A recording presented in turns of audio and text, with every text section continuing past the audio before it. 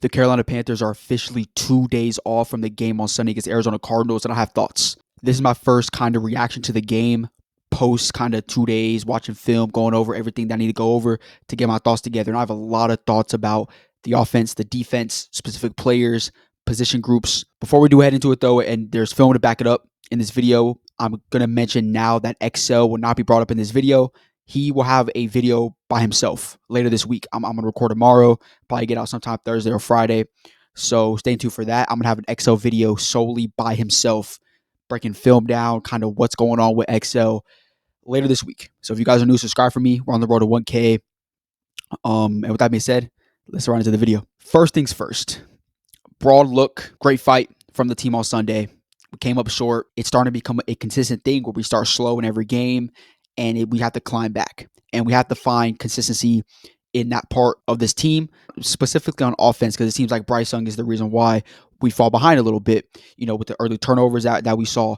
But I do want to touch on Bryce first because he is a big piece. He is our quarterback, hopefully our franchise quarterback of the future. A lot of people have difference of opinions on that topic. At the end of the game, the second half, he kind of showed when he's on, he's on. Okay, but again, it's the inconsistency that we're kind of struggling with when it comes to Bryce Young in 2025 right now, and if he's going to be the franchise quarterback. And he's in year 3. I've mentioned this before last week. It's time for him to up his game and become consistent, and it's time for him to actually elevate his game as a quarterback, because the best quarterbacks in the league, the quarterbacks are top 10, aren't inconsistent. They elevate the players around them, and they elevate the team around them no matter how their teammates are playing, right? Like if his wide receiver 2 decides to have negative 2 yards in a game, he knows how to elevate the team around him and do his thing. But the reason why I didn't want to bring him up is because I did mention last week that I feel like if you take the turnovers away, the critical turnovers, because he is the biggest reason why, in terms of in the game, the biggest moments is why we lose the game. But if you saw, he also was the reason why we came back, making big time throws in the middle of the field, on target, the turnovers. And I do want to bring up the first interception that he had where he got hit, because when I went back and watched during the game, you could easily blame the offensive line. You could say he had no protection there. They got to him quickly. When you look at the film and you break down the all 22, which I'm going to show you the play here in a second, he low-key could have made a good throw in the middle of the field to JT. He had Hunter Renfrow as well, where they're getting open. He can make a throw there, but he just took a late hit.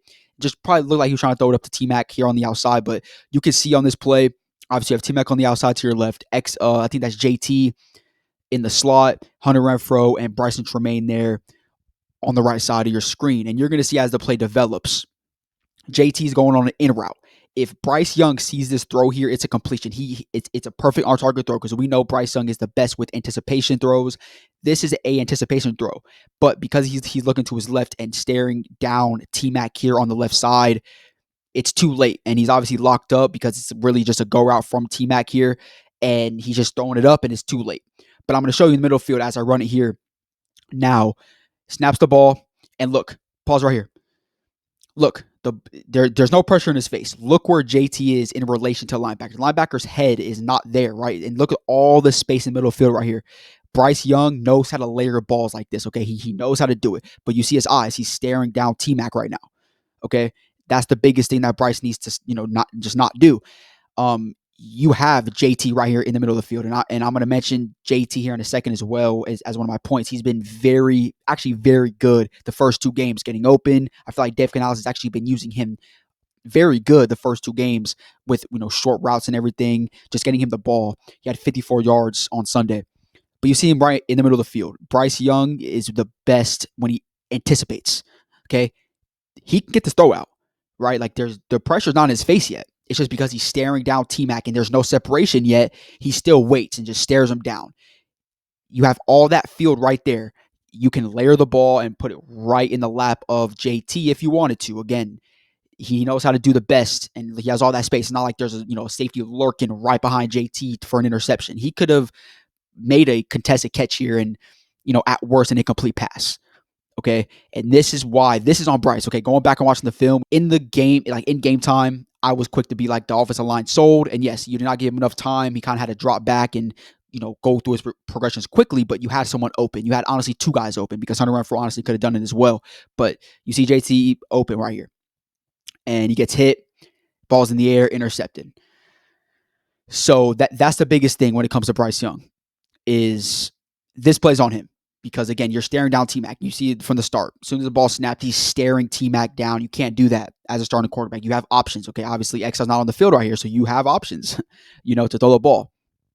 Offensive line was not good on this play, but Bryce Young cannot stare down his receiver to the left, and you have guys open, man. Like you could have layered the ball here in the middle of the field.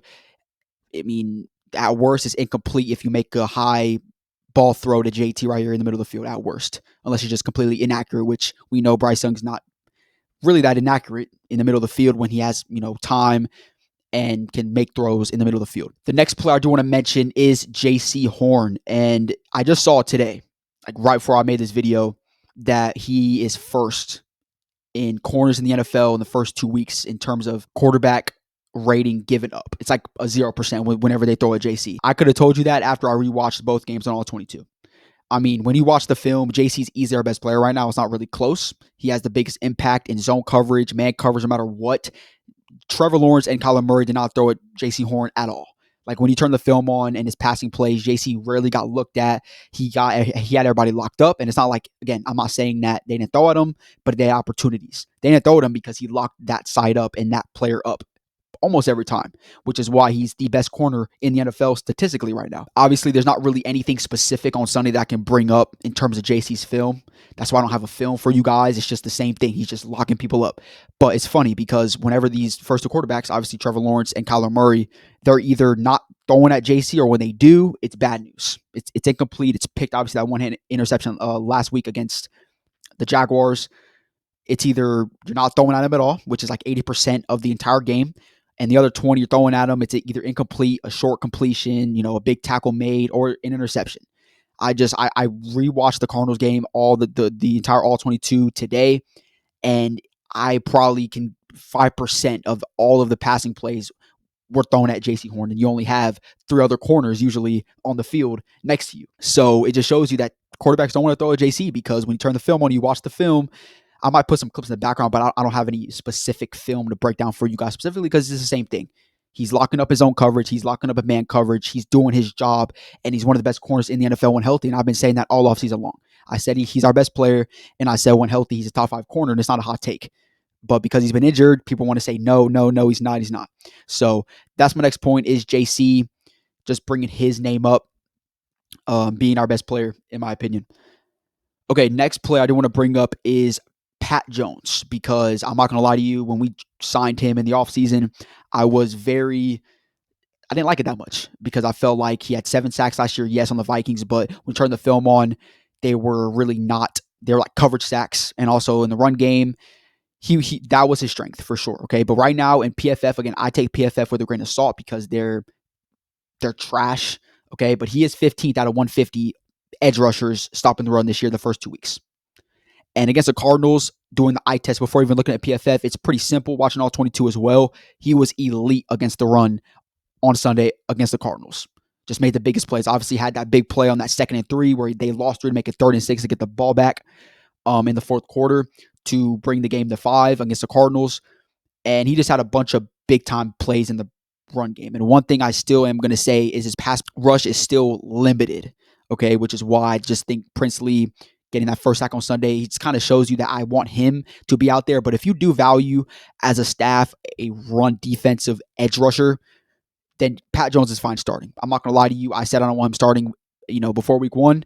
I'm okay with it now because he's a dog. He's really only one of the few dogs on this team right now. It's simply it's him and JC, and I mean, you can say Lathan Ransom. I don't mind the edge rotation right now. I really don't. The first 2 weeks, I feel like it's okay, especially because Pat Jones is stepping up. If he wasn't stepping up, I would be slamming my hand on the table to please give Princely or Nick Scoren more time out there. But I feel like it's okay. I feel like it's fine because Pat Jones is stepping up and honestly has been our best edge rusher the first 2 weeks, simply put.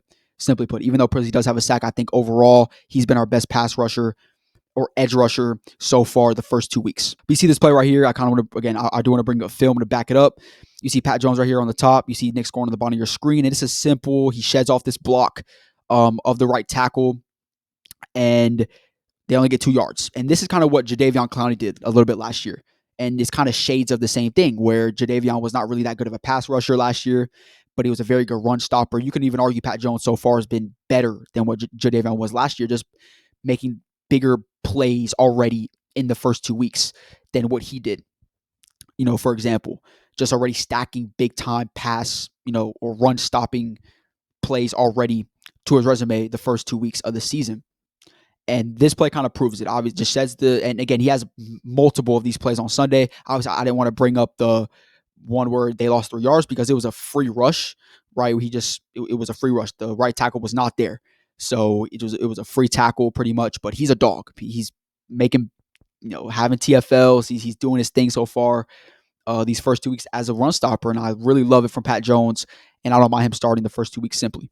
Okay, next thing I do want to mention before I do get into more film, obviously I'm going to put clips about this in the background, but our linebacker position is god-awful. It's terrible, and I think it was evident again on Sunday. Christian Roseboom was our worst player on Sunday. It was by far, he got stiff-armed. He just missed tackles. Week 1, it was definitely Trevor Wallace was probably the worst linebacker for us. This is the worst position in the NFL, simply. Out of every position on every team, the Panthers have the worst, and that's middle linebacker because, Christian Roseboom looked like trash.